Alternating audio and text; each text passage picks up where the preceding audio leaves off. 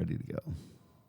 And we are recording. Hey, we're here. So we are officially Ian Thomas, Tom Adams, in the iSigma On Air podcast booth at San Diego Sheraton in the Marina District near the airport for the iSigma conference. Welcome. Thank you, Tom. It's been a long time since I've been to one of these conferences. It's kind of I don't know. I'm not overwhelmed. That's kind of the wrong word. But seeing all these friendly faces again, it's going to be a great 3 days. Yeah, well, I think because a lot of people in this greater community might not remember you. I mean, there's a lot who do, but a whole lot of the people that do remember you have left the business or left the industry, and a lot of the people who are in the industry now don't know who you are. So let's go back and do a little bit of story about your journey through the information records management industry. Tell us a little bit about your history. Oh, gosh. I'll go back quite a way of how I accidentally got into record storage, which was in the UK with an overnight parcel delivery company, part of Group 4 Security. I think they're called G4S now. And we got into record storage by accident because they were storing medical records. And so I was running logistics. They said, hey, we got this warehouse full of stuff. We don't know what it is. Brought in another guy who from Recall at the time, who they weren't called Recall then. I wonder what they're called. What were they called? Yeah. Secure. Oh, no. See, now you're going to get me going. I've got to try and get the memory things going. Right. What was the name of it? But they were only in the UK at that point, Only right? at the UK. Yeah. This was a UK company. Yep. And then they, no, they were part of Brambles. I apologize. They were part of Oh, they were part of Brambles. They Brambles. were part of Brambles, okay. Yeah. But they were, now somebody, if you're here at the show and you remember what they were called, they were out of Colindale in London. You need to come and remind me. But yeah, so I got into record storage that way. And then I ended up writing my own software because we didn't have software. That was my first kind of foray into software. That's when I got to know O'Neill because I was looking to buy software because I quickly realized that I am not a software developer. It had its good moments and it had its bad moments, but it mostly worked. But I realized as always, you realize what it doesn't do, Yep. where you need that next level. And then eventually set up my own company. That was, again, a logistics company doing same-day logistics for a telecom company. Couldn't afford to pay myself. Welcome to small business. It was business startup. Ended up consulting with O'Neill. And then I was with O'Neill Software then from 1998. I started consulting, and then I got moved to the US in 2000.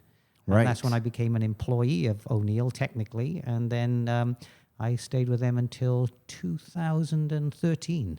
Right. So more, on the software, helping grow that product base across the globe. Yeah, and that's where you and I got to know each other really well because on my first podcast, which is called the RimPro Report. The RimPro Report. The RimPro Report. You were our sponsor. Well, I remember at the time, podcasts weren't a thing. And so I can remember people saying, what is this? And why would you sponsor it? And it's like, when things are changing, media's changing, how you connect with customers are changing. So why wouldn't you give it a try? And I remember you being, grateful at the time because, it was new. It was way before podcasting was cool, and you were willing to say, "Okay, this is interesting. Let's do it." Let's do it. And we did 170 episodes on that podcast. Holy moly! Well, not we, you. Yeah, I did. I mean, but you sponsored us for, I would say, 90% of that whole journey. Yeah. Which was really cool. But that was really early on, and that podcast we talked to everybody. Like we had from. I think our biggest show ever was Richard Reese from Iron Mountain, CEO of Iron Mountain. I remember. And we did a 2-part series with him, which was so good. That episode, strangely, still gets downloads today. No way. After all this time. After all this time. And so that just continues. But that's where we got to know each other. And so we go from that, and you worked with O'Neill for all those years, and then you made a decision to move on. And where did you go after that? What was the next step? So Iron Mountain purchased a company called AccuTrack. So that was now the other side of the fence, the file tracking for corporations. I hadn't really worked in that area. Asked me to come along, help them to integrate it into the bigger Iron Mountain. So I thought, you know what, it's a good time to try something new and learn. And I really did learn. It's, you think it's the similar software? No, not even close. The challenges for... And so you ran that company, right? You Yeah, were I was the the general general manager of AccuTrack, but it was Iron Mountain's internal, not internal software, not management software, but client-facing software. Yeah, they bought it at that point, and then what we did is we connected AccuTrack to Iron Mountain. We connected AccuTrack to O'Neill, so that these companies, big banks, J.P. Morgan Chase, Citibank, were two big examples. They could then store offsite, but see all of their records wherever they were in the world. We rolled out one of the banks. We rolled out, I think, to 11 countries. Wow. And everything, they had to see everything in real time. There was no delays. We'll do a sync at midnight. That was not what they wanted. So that was really fascinating. A lot of fun, and again, working within now the corporate constraints. Right. Working within a bigger company is very different to, as you know, working either for yourself or within a privately owned company. So you went on that journey for a while. You integrated that software. You led that division for quite a few years. That was about 4.5, 5 years. 5 years, yeah. And then you made another big switch that I recall happened. You kind of went through another interesting part of your journey. But it's the connections that are interesting. So when I was with O'Neill, we installed the software to recall in Singapore. And this was a company called Cisco Recall, which was part of Brambles before they rolled up. And the general manager there, we became good friends. He ended up working for a medical device company out of Australia called ResMed, which is headquartered in San Diego. They needed a new operations manager for the all of the Americas. He gives me a call. I was on vacation, and he says, "Hey, can you be in San Diego tomorrow?" And I'm on vacation, but sure. So I ended up Brendan Mullins, and we sat down, and he pitched the role to me. So I applied for it, and I didn't get it because my background didn't match the role. Right. But with a bit of meeting, I met the president, I met some other people, and eventually they said, "Yeah, okay, we think you can do this," and they took me on. So I ended up being their I can't even remember the title. I mean titles, but operations manager for the Americas. Yeah, and I remember that distinctly because that was a big, massive move for you out of this industry that you had spent most of your life in into a brand new world, brand new ops instead of software, which had been your bread and butter for 30 years, and you jumped into ops. But then that, in a massive publicly traded company, you go on a journey in that company then, because you weren't just the ops guy for the Americas for too long. You started sitting in the boardroom after a while. Yeah, I ended up with a few different roles, which were more layered on top of each other. So the operations, which was the two large distribution centers, facilities, large customer service team, and technical services, which is repair and disposal, which is why this industry I still had that connection in there. And then ended up being what they call the site lead. So you're responsible for holding quarterly meetings with all staff, so all hands, and you lead those. Then I got invited to be the chief of staff for a year, which was a lot of fun. 14 company presidents at the time come together every quarter, had to coordinate that meeting, facilitate the meeting, herding kittens, you know it, Tom, and then try to make sure that those meetings came to good fruition. So I did that for 12 months as well on top of the normal duties. But then from there, you kind of went into working with some of their acquisitions, right? Or some of the things that they were doing peripherally to the greater organization. Yeah, it's funny how things swing around, isn't it? So after COVID or during COVID, there was a lot of move towards digital therapies. So digital therapy became the big thing, and so companies started to get out of the manufacturing of medical devices, started to say, "Hey, we need digital arms." There's great successes like Dexcom with their, having the app to be able to measure, just incredible technology.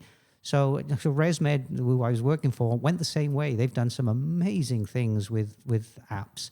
And one of the things they did was to go out and buy a company, small company, bring it in. And so now with the CEO asked me, would you be interested in, helping us to integrate this company? So I jumped back into software and ended up being the executive VP running all of operations for that acquisition. Wow. Very cool. And so relatively recently, you decided to exit the thing altogether. Yeah. So again, interesting journey. We made about 3 or 4 acquisitions that I helped to integrate in. So you take a small company, they've got their methods and processes. You try to put that into a large company, and it just gets destroyed. Oil and water. So you work with them over a 12-month period to get their processes not perfectly lined up, but close enough to get in. So I did that with a company in Madison, Wisconsin. I did it with a company mostly based out of southern India, another company in the UK, and then I had another potential opportunity to work in another international. And I said, you know what? I'd like to work where I live or take a rest. So they were going through a big organization at the time, so I took early retirement. For cool. Last year, I've been riding motorcycles and relaxing until I get this strange phone call from Nate saying, hey, can you come and talk with me about Tom and what we're doing here? And here I am. So that's kind of like the long journey, Tom. Oh, that is so cool. So cool. So let's just talk a little bit about what we're doing. So we are doing the iSigma On Air podcast. We're in this cool little, and you can't see it. You can maybe see a little bit behind cool. me. Yeah. Right?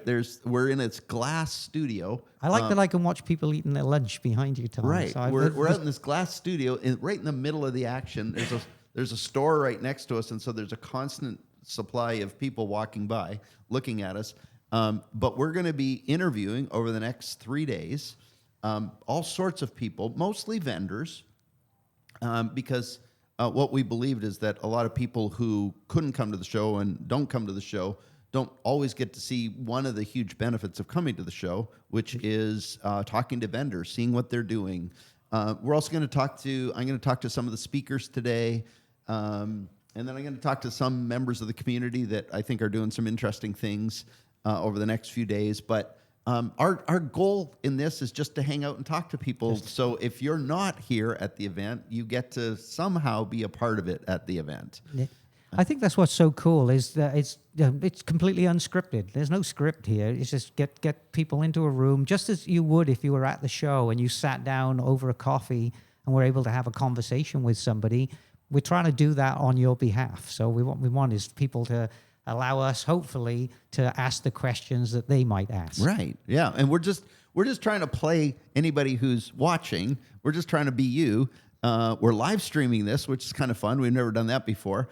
I'm hoping it's live streaming right now. I don't know. We're also recording it, and we'll clip it all up and make it into individual episodes going forward. But for the time being, that's what we're doing. And we just think it's going to be a really interesting adventure. One of the reasons I needed your help this year is because I'm speaking 3 times. So I just couldn't do. Last year we did it in the shred truck. I think I told you about that. You did, yes. And and so this year again, Shred Tech is our sponsor. And instead of going in the back of the shred truck, because we're in San Diego and the shred trucks are outside. Last year, it would be a little hot. It would be boiling in the back of this, and this is way nicer, anyways. So, so we're we're thankful for Shred Tech and their ability to do that. Ben is going to be in shortly. Yep, I'm going to catch up with him in about half an hour or so. Yeah. We're going to have a conversation with Ben, and then later on, after my next speaking engagement, I'm speaking at the executive lunch, and then after that, I'm going to be back in. And I'm going to be interviewing the 2 other keynote speakers that are speaking today, plus their keynotes tomorrow and Tuesday. And so I'm going to talk to them for a little bit, and then we'll be back tomorrow. We got a full roster tomorrow, and we believe Tuesday we'll have a full roster too. So by the time we catch up with some people who just haven't had time to reply to grab the slots, but yes. we're confident they'll go quick. But before you go, I haven't asked you questions. So what are your 3 sessions, Tom? All right. So my first session today, I'm talking about who you need to be But the title of my sessions, actually, I didn't sign up for this, Okay. which I thought was a funny session title. I love it. Just because I thought it was funny. But the concept I'm talking about, because the first keynote, Jay Sammet today, is talking about AI and sort of the cool tools that you can use. And so I'm talking about, based on a lot of the work I do day in, day out as a coach, which is who do you have to be as a leader to live in a context of AI disrupting everything? Yeah. So I'm going to be talking about that. Tomorrow, I have a fascinating topic, which is I'm talking about one of the biggest challenges I see in my coaching, which is family businesses, bringing family members into the business or dealing with family members in the business. And that's going to be, I don't know if anybody will want to come to that because, frankly, I don't think anybody wants to deal with it. It feels like it could be a little uncomfortable. Are you gonna Literally 70% of all my coaching conversations involve some kind of complexity around family business stuff. Wow. Yeah. So that's Monday. And then Tuesday, this is probably the most fun one we're doing. So this is the one I won't be able to do. I'm going to be busy, 'cause I'm you gotta- sure. But unless this is we can figure out a way not to have anybody in the room. No. We can, but it's But, super exciting. So Tuesday, and this is really fun, I'm doing a vibe coding lab. And so we got this really cool thing, which is Lovable, which is one of the largest vibe coding platforms. I was able to get through to them, and they're a big publicly traded company now. They're one of the fastest growing software companies in history now. And they agreed to sponsor us for this session. They gave us 100 seats, and we get to vibe code for 2 hours, 100 people in a room making cool apps. Okay. That's what we're doing. So just to make sure everybody knows, what is vibe coding, Tom? Vibe coding is basically, it's kind of crappy language, I think. I don't like it. Yep. But vibing is, instead of writing software, you're kind of talking to an AI agent that's building software, and then you keep vibing with what it's doing, right? And it does something, and you go, wait a second, I don't want you to do that. I want you to go that direction. Oh, that's blue. I wanted that to be black.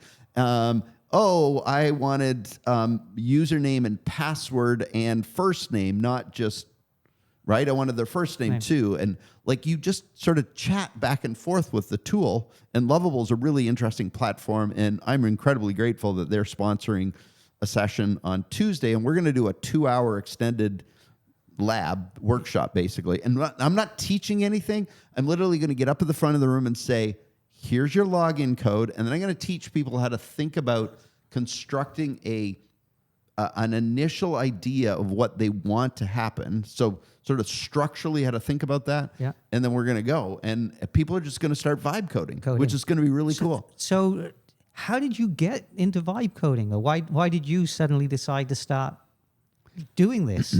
Well, about 18 months ago, I just went, everybody's talking about AI, and I've always been a dabbler and stuff, Yep. but, I'm an executive coach. But I started hearing, and my clients are going, what do we do with AI? How do we deal with AI? And I went, if I'm going to have conversations with people about AI, I need to understand it. And so I started first with, when ChatGPT, the very, very first version came out, I was working on that. But then I started going, there's more to this than chat. I have to figure out what's behind chat, because chat's cool, but chat's not the secret. No. And so from there, I went, let's try this. And so as of today, I think I've built 30 pieces of software. And we're actually using one of the pieces of software to manage this entire schedule. Yeah, I built a piece of software for this event. Now, it's already blowing up today. And so one of the challenges with making software is you got to then manage the stupid stuff. And today we had somebody come in and say, well, you've sent me 13 reminders today. Yeah. And I went, well, how does it know to do that? I didn't tell it to do that. It's persistent. So in the cracks, I'm opening my laptop and going, hey, why is this sending so many reminders? And apparently it fixed it. I don't know. I don't know, but I don't know, because I haven't seen anybody, and I think anybody who's coming on the podcast will be pretty angry soon. But they won't be angry. But I think it's very cool that things that you might have to have gone out and bought tools for in the Yes. past and paid subscription fees, you actually were able to build something very specific to do a specific task. Yes. So you knew what you wanted, you knew what to get, and you were able to literally build software to do that Correct. on your own. Yeah. And I don't code. And that's what I'm trying, because what I see is so many people are stuck in ChatGPT or one of the others, Claude or Gemini or whatever. But what they're doing is they're missing the sort of super engine behind the capabilities now, which Chat gives you the interface and it gives you the sense that this thing has big capacity. But what I started realizing is when you deconstruct a problem you have in your business, a very specific problem. For instance, last year when I did the podcast, I did 44 interviews last year. And I had it all on spreadsheets.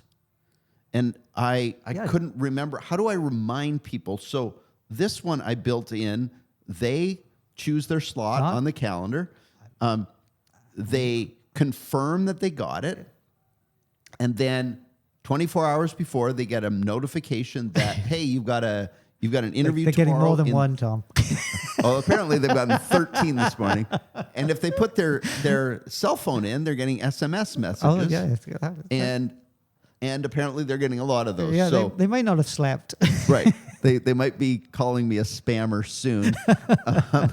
But anyways, that's So I'm gonna. What my goal is tomorrow is to try and get people to think of the smallest problem that's recurring for themselves. Yeah, something repeatable. Something repeatable but small enough. Not try and conquer the world. Conquer this one thing that becomes sort of a recurring requirement, an issue, a challenge that you go, oh, do I have to do that again? Or and I'm going to show them a piece of software I built as an example of that, and then we're going to go and see what happens. I think it's so cool that you saw a problem that as you were, I call you the CEO whisperer. So as you were whispering with doing your exec coaching, you saw a problem.